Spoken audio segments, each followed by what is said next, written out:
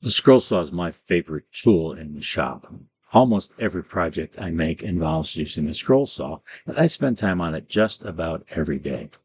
Now, obviously, one of the most important things about a scroll saw is the blades. There's lots of different variations on scroll saw blades out there, and for someone new to the scroll saw, it might be a little bit overwhelming. What blade do I use? Well, maybe this will be some help to you. This is not a scientific test, but it will allow me to test several scroll saw blades with some degree of control. I tried to be as objective as possible and commented on each blade as I used it. I cut the same pattern from each blade to keep the test fair.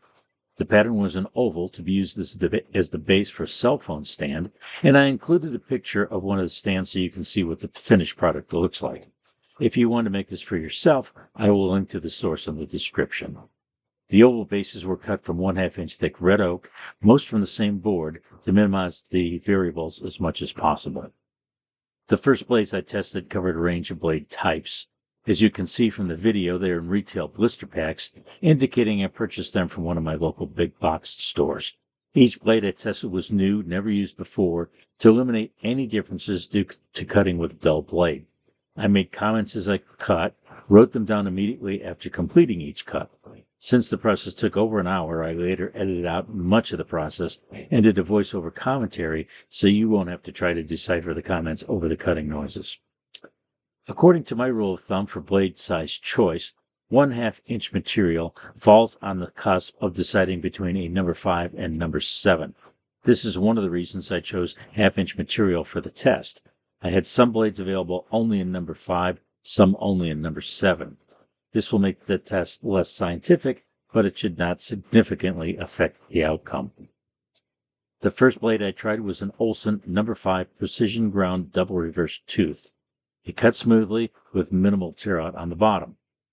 The second was an Olson number 7 skip tooth. I only had one of these left, and I wrote a note on the package from previous use that these blades were not aggressive enough for 3/4 inch oak. A number 7 should easily cut 3/4 oak. The blade did not cut as quickly or smoothly as the number 5 PGT, leaving more tear out on the bottom. The blank was from the same boards as the previous test and did not cut as quickly or smoothly as the number 5 PGT. It also left more tear out on the bottom. At this point, I'd like to leave you with a little suggestion. As you try different blades, keep a notebook or some other means of recording your thoughts on that particular blade. Did you like it? Did you not like it?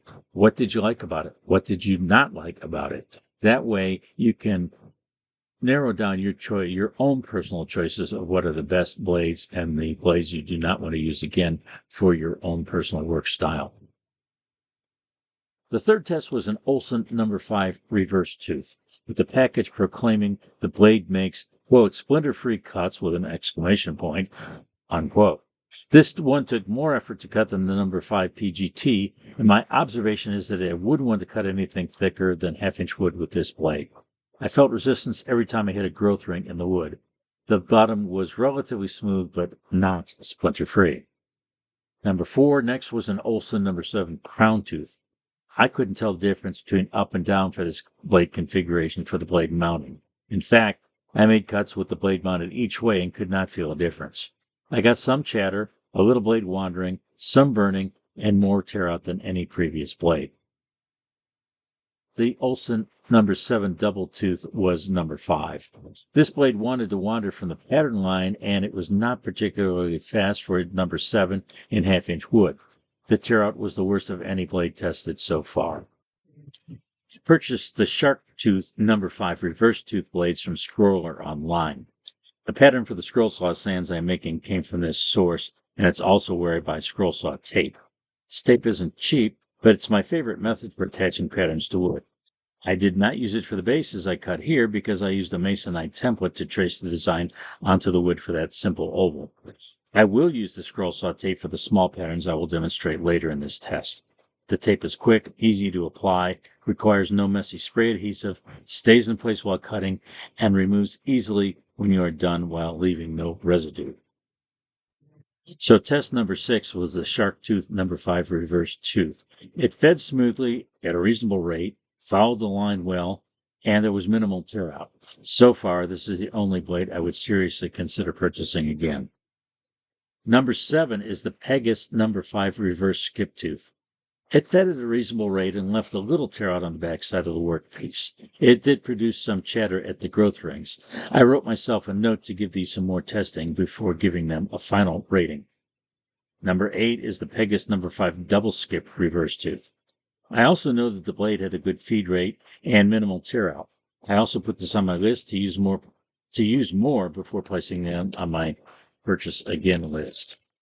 I feel a few words about the source of the following blades are in order before I discuss their performance. The PS wood blades come in plastic tubes, making them easy to store and keep organized.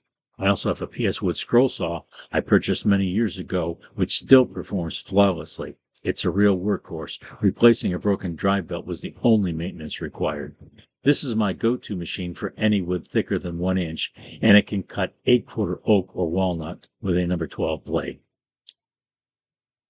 The 9th test was that the PS Wood number 5 super sharp blade is very smooth cutting. There was no chatter at the growth rings like some of the other blades. Bottom tear out was minimal, and this definitely goes on the list of blades I would purchase again. 10th is my first experience with the Nequa number 5 Ultra Reverse. I found the vibration a little heavy with some tear out on the back. I tried reversing the blade to see if I'd mounted it incorrectly, but still experienced a lot of vibration. This one may require more testing to get a fair opinion. In fact, I will test this one more time at the end. The Pegasus Modified Geometry series has become my go-to blade. I purchased some number 5s just before this test because I'd been using up some other blades from other manufacturers in the number 5 size and hadn't needed any for a while. This blade produced an excellent feed rate with minimal bottom tear out. I will definitely repurchase these. The 12th test was on a PS Wood Super Sharp number 7. It did an excellent job on the 1/2-inch oak. It cut smoothly and quickly with negligible tear out. I highly recommend this blade, and it's on my list of will purchase again. 13 is the Pegasus number 7 Modified Geometry blade. It's smooth, fast cutting. The workpiece requires minimal sanding. I also highly recommend this blade as one you should try if you have not done so already.